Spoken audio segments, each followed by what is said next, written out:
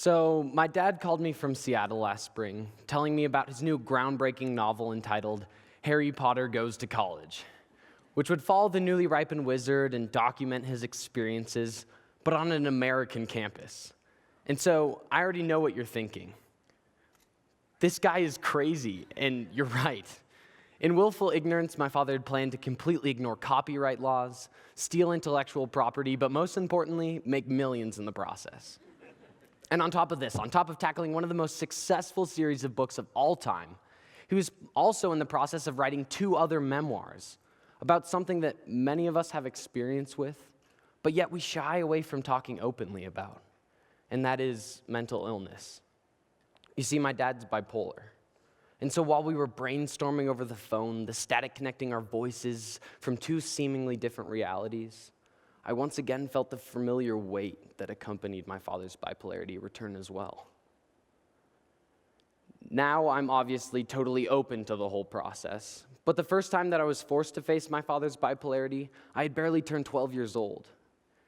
And as this kid, I was confused, because my dad is already a bit manic, and so as a 12-year-old boy, I just thought he was overly excited. I saw him throwing himself into every facet of human experience, and I wanted to jump in there with him.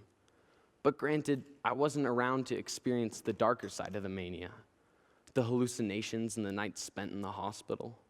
But I was there when it all came down. And so let me tell you from experience that depression is immeasurably crippling. The days are hazy in memory, I'll admit, but I do remember a few details clearly. Coming home to our house completely reorganized by my completely unorganized dad, and the nights spent with my ear pressed to the floorboards, trying to listen to my father cry softly below me as the fan above me did nothing but stir the summer heat. Hearing your father cry is an act that kids experience all too rarely. And so in my immaturity, I was embarrassed and afraid of a lot more than just the fact that my dad was slowly going crazy. I had to not only face the vulnerability in a man who had literally and emotionally raised me, but also confront my own ideas of what I thought it meant to have a mental disorder. Through this experience, however, I've come to learn more about myself and the human condition than I'd ever thought possible. And I'm so grateful for that, especially because when the inevitable call came to extend my father's journey for another bout with mania and depression, the second time around, I was able to accept my father's condition, despite my own vulnerability. You see, the fluidity of mental disorders is what I find so fascinating. But yet at the same time, it has prevented those very same disorders from gaining societal acceptance in the same way that physical illness has. Our society is so driven around self-improvement that sometimes mental illness gets confused with mental weakness. And this is just not the case.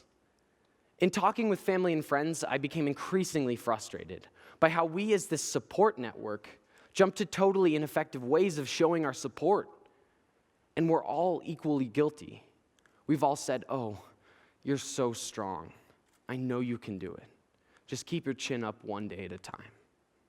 And while I'm a huge advocate of positive thinking, just take a moment and imagine saying that to a diabetic. "Oh, I love you. You're so strong. Just keep producing insulin one day at a time." It's laughable. Our current perspective of mental disorders is laughable. And it's not our fault. It's just how we've been raised.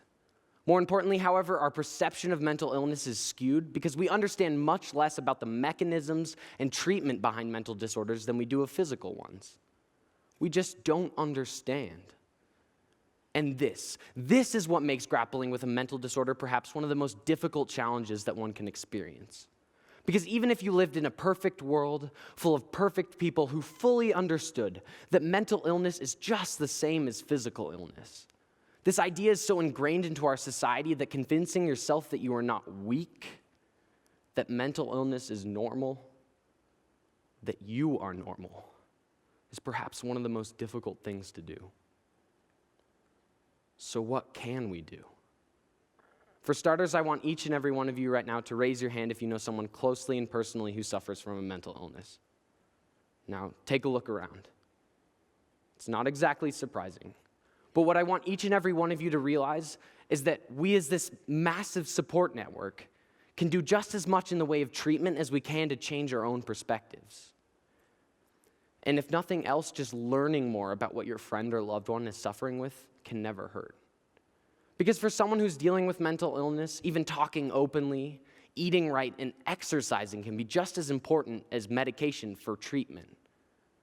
Again, treatment should be holistic because we're talking about mothers, daughters, fathers, and sons. Not just cerebral soup that's somehow missing an ingredient.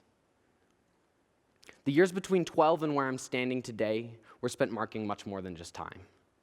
In an effort to understand the drastic change in my father, I sought high school courses, I shadowed psychiatrists, and I read articles online.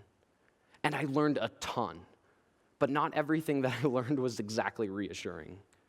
And in order to illustrate this point, let's briefly extend the analogy between diabetics and those suffering from mental illness just one more time. So if you were concerned that you're suffering with diabetes, you walk into a doctor's office and you're given multiple blood work tests and a concrete answer that varies by only 0.5%. 0.5%. And yet at the same time, if I was concerned that I'm dealing with depression, for example, I walk into that same doctor's office and I'm given what? A questionnaire and a pamphlet. It's 2014, and yet this is how we diagnose a disorder that affects more than 15 million Americans. And our medications like Prozac, Paxil, and lithium have shown to work for many people. But again, they're grossly inefficient because they change the chemistry of the brain as a whole, as opposed to those specific pathways that are actually affected. What we need to do, using American ingenuity and the medical technology that we do have, is design a new generation of medications that specifically targets those regions that are affected in order to get rid of the awful side effects of our current options. Essentially, what I'm trying to say is that our perspective and treatment of mental illness should reflect the complexity of those disorders themselves. Now, there are many things that can and need to be changed about our mental health care system. But the bottom line is that we, as human beings, owe it to ourselves to be a part of this change. If I've learned one thing having been raised in a patriarchal society, it is that there is nothing more weak than telling another man that you truly love him. And Dad, I love you. I believe in part that your journey has made us the men that we are today. We've laughed harder for all the time spent crying, appreciated spring for all the winters, and marveled on mountaintops at all the valleys that lay below and behind us. Through your precipitous highs and seemingly endless lows, we've both loved more and been loved more. All in all, I've just come to the realization of the intense beauty that exists in an uneven balance between mania and depression. So call those people who you just raised your hand for, and thank you.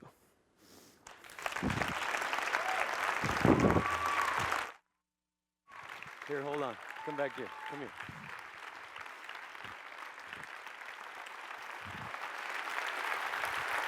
It's awesome.